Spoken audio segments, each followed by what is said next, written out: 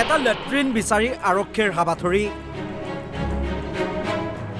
কংগ্ৰেছৰ প্ৰাৰ্থীৰ ঘৰলৈ লেট্ৰিন বিচাৰি সদল বলে আহিছে আৰক্ষী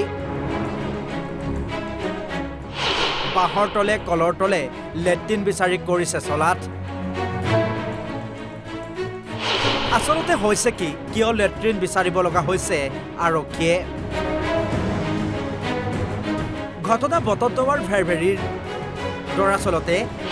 এগৰাকী পঞ্চায়ত নিৰ্বাচনৰ আঞ্চলিক সদস্যৰ প্ৰাৰ্থীৰ ঘৰলৈ লেট্ৰিন বিচাৰি আহিছে আৰক্ষী এইগৰাকী ধূপগুৰি গাঁও পঞ্চায়তৰ আঞ্চলিক সদস্য পদৰ প্ৰাৰ্থী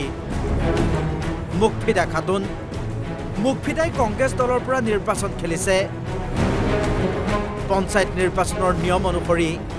পঞ্চায়ত প্ৰাৰ্থীৰ ঘৰত থাকিব লাগে পকা লেট্ৰিন কিন্তু একে পঞ্চায়তৰ প্ৰতিদ্বন্দ্বী বিজেপিৰ প্ৰাৰ্থী গুলজাৰ হুছেইনৰ অভিযোগ অনুসৰি মুকফিদাৰ ঘৰত নাই হেনো চেনিটাৰী লেট্ৰিন মোৰ নাম গুলজাৰ হুছেইন আপুনি পঞ্চায়ত নিৰ্বাচনত প্ৰতিনিধিত্ব কৰিছে পঞ্চায়ত নিৰ্বাচন প্ৰতিদ্বন্দ্বিতা কৰিছোঁ কোনটো পদত কৰিছে আপুনি আমি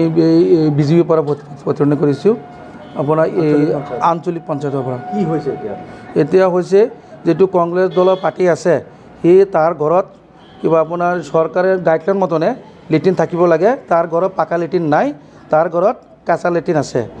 এইটো কাৰণে আমি অভিযোগ কৰিছোঁ ক'ত কৰিছে আমি ডিচি মহোদয়ৰ ওচৰতো অভিযোগ কৰিছোঁ আৰু আমি থানাতো এটা এজাহাৰ দিছোঁ এইটো কাৰণে আমি এই আপোনাৰ এই মুখ্যমন্ত্ৰী তাত এইটো বিচাৰিছোঁ যে এইটো আপোনাৰ এই উচিত তদন্ত কৰে এইটো কাৰণে মই ডিচি মহোদয় ছাৰৰ ওচৰতো মই এইটো আবেদন কৰিছোঁ আপুনি জানেনে তাৰ ঘৰত লেট্ৰিন নাই মই চাই আহিছোঁ নিজে গৈ পুলিচ গৈছে গৈ কিনে নিজে তদন্ত কৰি আহিছে এই অভিযোগৰ পিছতেই কংগ্ৰেছৰ প্ৰাৰ্থীগৰাকীৰ ঘৰত লেট্ৰিন বিচাৰি আহিছে বটদ্ৰৱা আৰক্ষী ইফালে কংগ্ৰেছ প্ৰাৰ্থী মুকফিদাৰ মতে তেওঁ ঘৰত আছে পকা লেট্ৰিন সেইটোতো মই গমেই পোৱা নাই মই মোৰ নামত মানে লেট্ৰিনৰ কমপ্লেইন কৰিছে কোনোবাই মই তাত গৈছোঁ মোৰ ঘৰত লেট্ৰিন আছে আৰু কিহৰ কমপ্লেইন কৰিছে এইবিলাক পিছত মই গ'লোঁ কোৰ্টত গৈ কৈছোঁ যে এইটো কেনেকুৱা কথা কৈছে মই ফটো মাৰি লৈ গৈছোঁ পিছত মানে এতিয়া তাত গৈ শুনিছোঁ বোলে মোৰ ঘৰত বোলে পুলিচ আহিছে কেনেকুৱা কথা এইবিলাক মোৰ যদি ঘৰত যদি লেট্ৰিন নাথাকিলেহেঁতেন তেতিয়া মই মানে ইলেকশ্যনত মই এইটো নমিনেশ্যন নিদিলোহেঁতেন এতিয়া তেওঁলোকে যে অভিযোগ কৰিছে আপুনি বেলেগ মানুহৰ ঘৰত আছে আহি নহয় কিয় বেলেগ মানুহৰ ঘৰত সিহঁতে ভোটাৰ লিষ্ট তাক এটা ঘৰ একে পৰিয়াল ভাই ককাই মানে সিহঁতৰ সেইটো পাৰ্ট মোৰ ঘৰৰ নম্বৰ একেই নে নাই একেই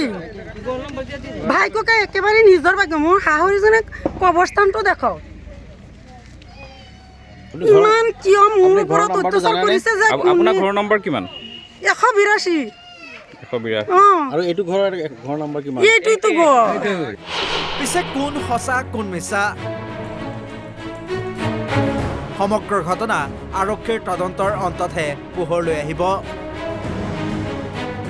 বটদ্ৰৱাৰ পৰা মুস্তাফা ছালিম আহমেদ অসম লাইভ 24